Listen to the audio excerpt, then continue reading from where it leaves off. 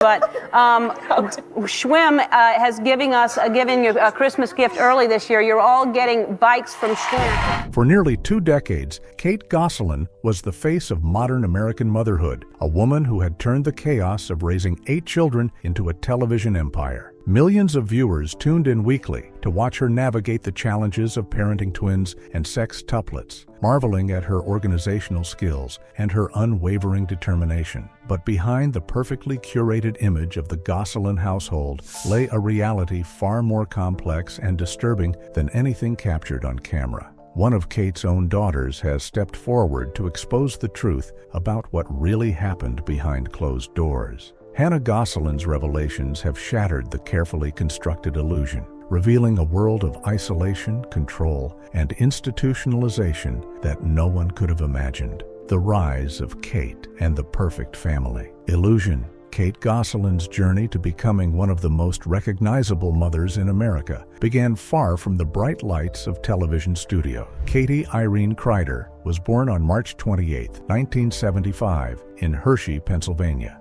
a town famous for its chocolate factory and its quaint small-town charm. She grew up in a modest household with deep traditional roots, raised by her mother Charlene and her father Kent, who worked as a heating and air conditioning engineer. The family was not wealthy, but they instilled in Kate a strong work ethic and a belief that she could achieve anything she set her mind to. Her sister Kendra, who would later become a source of support during the challenging years of raising multiple children, was a constant presence in her early life. Growing up in Hershey, Kate was surrounded by the trappings of a seemingly idyllic childhood, but the family's financial struggles were a constant reminder that success required hard work and determination. Long before she became a television personality, Kate pursued a practical and grueling profession that would serve her well in the years to come. She enrolled in the Reading Hospital and Medical Center's diploma nursing program, dedicating herself to the rigorous training required to become a registered nurse. The program was demanding, requiring long hours of study and clinical practice, but Kate excelled, developing the organizational skills and attention to detail that would later become her trademark. She specialized in labor and delivery, a field that demanded patience, compassion, and the ability to remain calm under pressure. The training introduced her to the realities of childbirth and the miracle of new life, experiences that would shape her own journey into motherhood. Nursing also gave her a deep understanding of the human body and the challenges of fertility, knowledge that would prove invaluable when she faced her own struggles to conceive. Kate's life took a pivotal turn on October 5, 1997, when she attended a mutual friend's backyard company picnic in Pennsylvania. It was there that she met Jonathan Keith Gosselin, a young man who worked as a network administrator and who would become her husband. The connection between them was immediate and intense, and they quickly fell into a rapid romance that would lead them down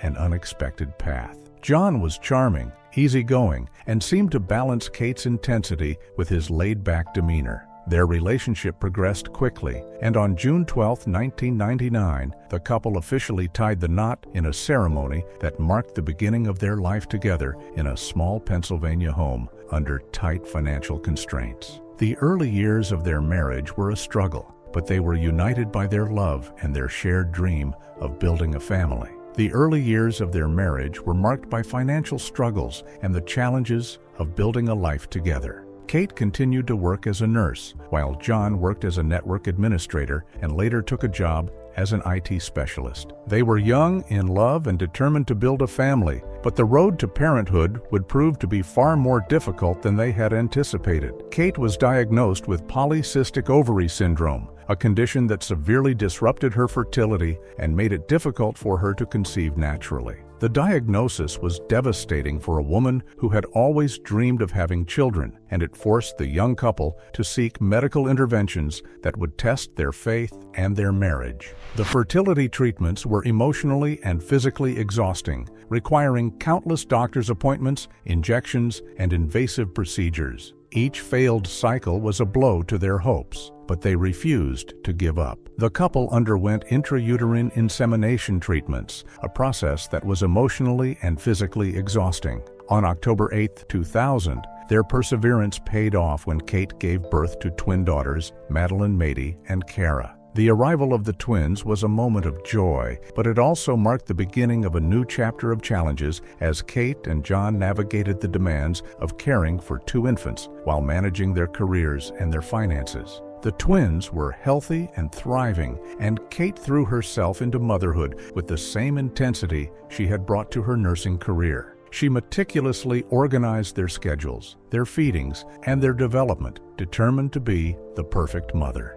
The twins became the center of their world, and Kate's organizational skills were put to the test as she managed the demands of caring for two babies while maintaining a household. The desire for a larger family remained strong, and Kate and John decided to undergo a subsequent high-risk intrauterine insemination pregnancy. The procedure was successful, but the results of the ultrasound brought news that would change their lives forever. Kate was pregnant with sextuplets, a medical miracle that came with enormous risks and unprecedented challenges. The pregnancy was high risk from the start, and Kate was warned of the dangers of carrying 6 babies. Refusing selective reduction, she chose to carry all 6 babies to term, a decision that would test her body and her spirit to their limits. On May 10, 2004, at Penn State Hershey Medical Center, Kate gave birth to 6 premature babies: Aiden, Alexis, Colin, Hannah, Joel, and Leah. The birth was a miracle, but it was also the beginning of a new kind of struggle. The babies were premature and required intensive medical care, and Kate's body was exhausted from the strain of carrying 6 children. The local media quickly picked up the story of the 6 babies, and the Gosselins became local celebrities overnight. A Pennsylvania church group organized volunteer rotas just to help the overwhelmed parents change diapers and manage feedings. The community rallied around the family, recognizing the extraordinary challenge of caring for 14-month-old twins and 6 newborns simultaneously. The attention was overwhelming, but it also opened doors that Kate and John could never have imagined. Discovery Health executives saw the local coverage and recognized the potential for compelling television. They filmed 2 high-rating television specials in 2005 and 2006. Surviving Sextuplets and Twins, and 1 year later. The specials were a ratings success, drawing viewers who were fascinated by the logistics of managing such a large family. The network realized they had found a goldmine, and due to unprecedented viewer demand, the TLC network signed the family to a series contract. John and Kate Plus 8 officially launched in April 2007,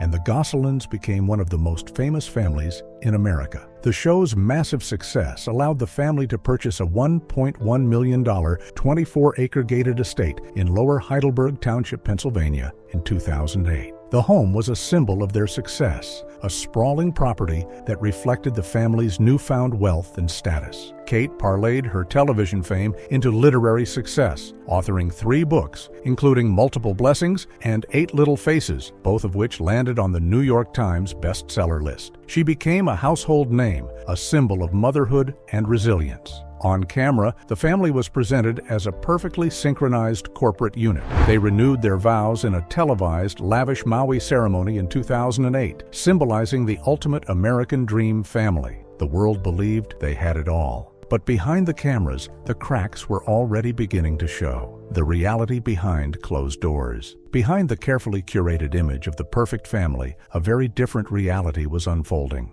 The Gosselin household was not a home in the traditional sense. It was a production set, and the children were not just family members, but employees whose lives were dictated by the demands of the cameras. Hannah Gosselin would later reveal that the home was operated entirely as a high-stakes business, with Kate explicitly warning the children that any misbehavior would damage the family brand. The children learned from a young age that their actions had consequences beyond the ordinary confines of childhood. A tantrum or a moment of disobedience was not just a family matter, it was a threat to the income that supported the entire household. The pressure was immense, and the children internalized the message that their value was tied to their ability to perform for the cameras. To preserve fragments of privacy during explosive household arguments, the children learned a unique defensive strategy that was both ingenious and heartbreaking. They would loudly scream corporate brand names like McDonald's or Target to legally force TLC cameras to delete the footage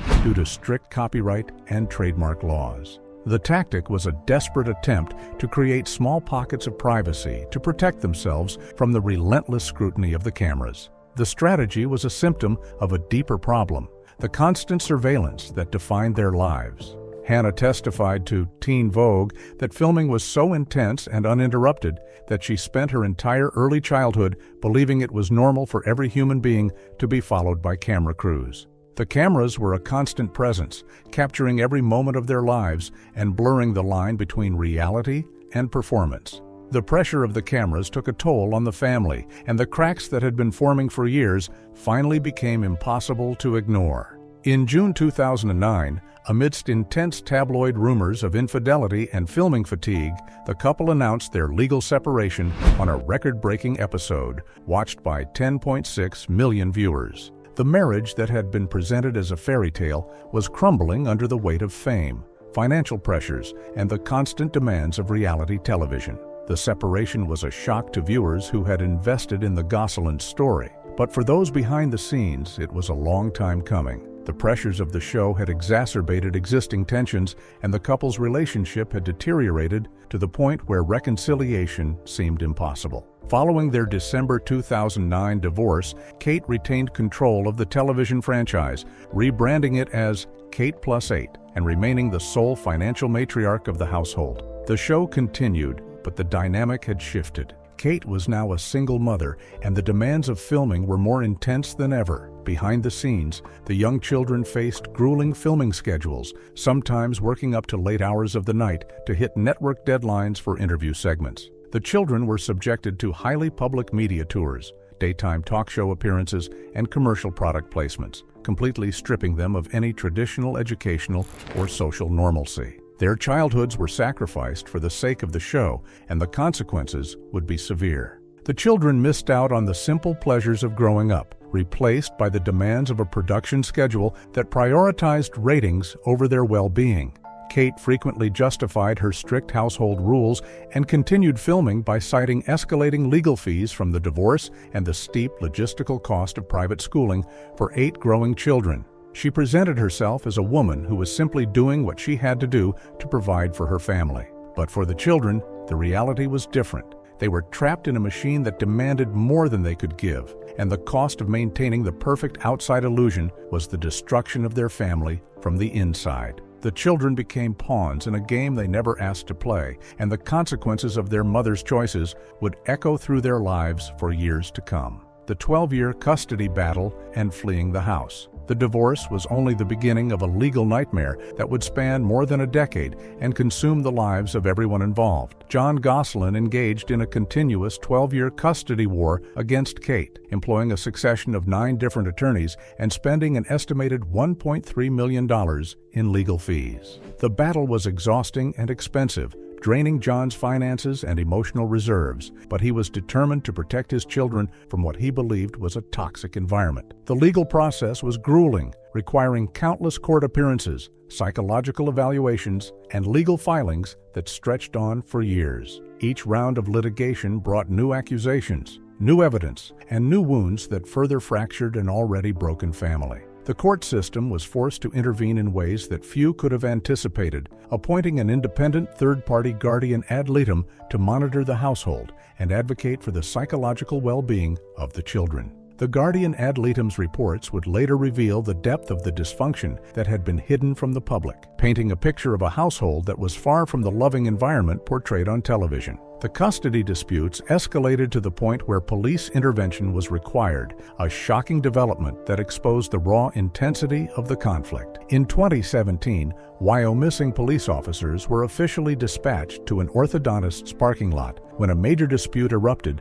over who had custody of a then 13-year-old Hannah. The physical standoff between John and Kate was captured on police reports, exposing the extent of the conflict that had consumed the family. The scene was chaotic, with both parents arguing loudly over who had the right to take their daughter home. The police report documented the heated exchange, revealing a family in crisis. The incident was a turning point, a moment when the public began to see the cracks in the carefully constructed facade. For the children, it was a moment of profound embarrassment and confusion, a public airing of the private dysfunction that had been hidden for so long. The standoff was a symptom of a much deeper problem, a family that had been torn apart by fame, money, and the relentless demands of reality television. Hannah publicly stated that she began permanently refusing to return to Kate's house at age 12, explicitly citing the toxic environment and unequal treatment of the siblings. The decision was not made lightly. It was the result of years of tension, emotional distress, and a growing awareness that the household was not a healthy place for her to grow up. Hannah later explained that she had been treated differently from her siblings, and that her relationship with her mother had deteriorated to the point where she could no longer tolerate living under the same roof. The emotional toll of the custody battles was immense, and Hannah found herself caught in the middle of a war between her parents. She described the experience as exhausting and confusing, a constant struggle to navigate the competing demands of two parents who could not agree on anything. In 2018, the court officially granted John primary physical and sole legal custody of Hannah after she explicitly stated her preference to the family court judge. The decision was a victory for John, but it also marked the beginning of a permanent fracture in the family. Hannah's legal exit created a profound emotional wall between her and her 6 siblings who remained with Kate. The siblings who stayed with Kate were largely estranged from those who left, and the family that had once been presented as a unified whole was now irrevocably divided. The custody battle had torn them apart, and the wounds would take years to heal. The division was not just physical, but emotional, a chasm that seemed impossible to bridge. The holidays that had once been spent together were now spent apart, with each side of the family celebrating in their own way, a painful reminder of what had been lost. The bonds that had once seemed unbreakable had been shattered, and the children were left to navigate the aftermath of a family that had been destroyed by fame and conflict. The custody battle had taken years of their lives, and the scars would remain long after the legal proceedings had ended. For Colin, the custody battle was even more traumatic, as it involved his institutionalization and the fight to free him from a facility that he believed was a punishment rather than a medical necessity. Hannah exposes the treatment of Colin and the institutionalization. The most shocking revelations came during Hannah's appearance on Vice TV's Dark Side of the 2000s, where she went on the record to expose the extreme psychological isolation inflicted upon her brother Colin. The documentary series, which explored the dark underbelly of reality television, provided a platform for Hannah to share her truth in a way that had never been possible before. She described a household where Colin was routinely separated from his 7 siblings, forbidden from playing outside with them, and forced to play in separate areas of the home. She painted a picture of a young boy who was treated as an outsider, isolated from the family unit, and denied the basic social interactions that should have been a part of his childhood. The isolation allegedly extended to mealtimes, where Kate enforced a strict household rule requiring Colin to eat all his daily meals completely alone at a designated station, entirely detached from the family dining table. Hannah described how she and her siblings would sit together for meals while Colin was forced to sit alone, separated from the family like an outcast. The segregation was systematic and cruel, a form of psychological maltreatment that would leave lasting scars on a young boy who had done nothing to deserve such treatment. Colin corroborated Hannah's claims, explaining that because he was the only child who openly questioned Kate's authority and refused to perform for the TLC cameras, he became her primary target for frustration. He described a household where his defiance was punished with isolation, where speaking out against the family brand was met with severe consequences. The pattern of behavior was consistent and damaging, and it would eventually lead to a decision that would shock the world. Colin later reflected that he had always been the one to challenge the status quo, to ask questions that no one else dared to ask, and he paid a heavy price for his honesty. His refusal to be a puppet for the cameras made him a threat to the carefully constructed image of the perfect family, and he was punished accordingly. At just 11 years old, Colin was quietly removed from the home by Kate and enrolled at the Fairmont Behavioral Health Institute without John's knowledge or immediate consent. The institutionalization was a shock to the family, and John was blindsided by the decision.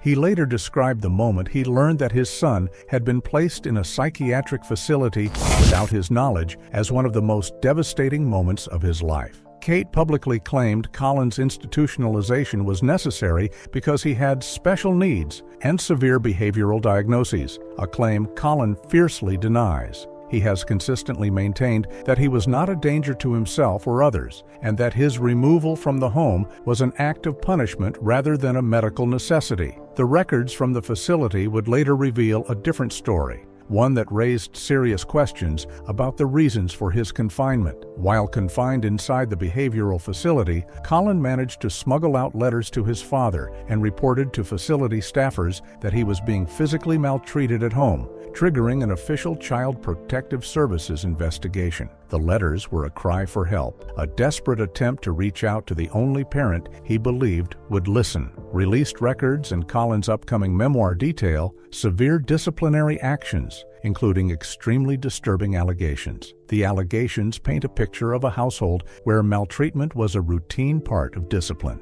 Colin described their home basement as a dark and cold space where he would be left for hours, unsure if anyone would come to let him out. In December 2018, John successfully extracted Colin from the institution after a judge granted John sole physical and legal custody by default because Kate and her legal team completely failed to appear at the hearing. The legal victory was a turning point, freeing Colin from the institution and allowing him to begin the process of healing from the trauma he had endured. The moment Colin walked out of the facility was one of profound relief, but it was also the beginning of a long and difficult journey toward recovery. He would spend years in therapy, working through the trauma of his childhood and learning to trust again. The experience had left him damaged, but he was determined to rebuild his life and to tell his story so that others might be spared a similar fate. Current family dynamics and financial controversies. The family remains split down ideological lines. Hannah and Colin live completely independently under John's umbrella, while the other 6 children maintain zero contact with their father. The divide is profound, a permanent fracture that shows no signs of healing. The siblings who grew up in the same household are now strangers, separated by years of conflict and the lingering effects of the custody battles. The rift is a painful reminder of the toll that fame and family dysfunction can take on even the closest relationships. The holidays that were once spent together are now spent apart, with each side of the family celebrating in their own way, a painful reminder of what has been lost. John officially remarried Stephanie Lebo on November 23, 2025, in Lancaster, Pennsylvania. Hannah and Colin were the only children in attendance, with Colin serving as his father's groomsman. The other 6 children skipped the wedding entirely. The wedding was a moment of celebration for John, but it was also a painful reminder of the family that had been lost. The absence of the other 6 children was a stark symbol of the division that had torn the family apart. For Colin, standing by his father's side was a powerful statement of loyalty and love, a declaration that he had chosen the parent who had fought for him and protected him. Hannah's presence was a testament to her desire to maintain a relationship with both sides of her family, even as she acknowledged the pain that had been caused. Court documents unsealed in a legal battle revealed that Kate allegedly made 2 separate unauthorized $50,000 withdrawals, totaling $100,000 from Hannah and Colin's regulated Coogan Trust accounts. The Coogan accounts were established to protect the earnings of child actors, ensuring that a portion of their income was set aside for their future. The withdrawals were a violation of the trust, a betrayal that struck at the heart of the children's financial security. Kate admitted to the withdrawals in court, but legally defended her actions by claiming the money was used to survive and buy food, further asserting that her children actually owed her money for private school tuition. The financial controversy was another blow to a family already fractured by conflict, and it deepened the distrust between Kate and her estranged children. Colin later described the withdrawals as yet another example of his mother's disregard for his well-being. a reminder that she had always prioritized her own needs over his. Despite exposing her mother's household truths, Hannah maintains a functional, polite texting relationship with Kate, acting as the only child attempting to bridge both sides of the family. She has described her relationship with her mother as complicated, acknowledging the pain she has experienced while also seeking to maintain some connection. Hannah's willingness to maintain contact with Kate is a reflection of her compassionate nature, but it has also been a source of tension with Colin, who has chosen to cut off all contact with his mother. Colin remains completely estranged from Kate and his 6 other siblings, stating that while it hurts to watch Hannah mend things with their mother, he will never allow family pressure to dictate his boundaries or erase his childhood trauma. Having exhausted her multi-million-dollar reality TV fortune on legal battles, Kate allegedly moved to a lake house in North Carolina, where she works 12-hour shifts as a pediatric home health care nurse to make ends meet. Hannah and Colin have emerged from the wreckage with a determination to tell their story and to advocate for others who have suffered similar maltreatment. Their courage in speaking out has shed light on the dark side of reality television and the devastating impact it can have on the children who are forced to grow up in the spotlight. If you enjoyed this video, don't forget to click on the next video on your screen, like this video, and subscribe to our channel for more updates.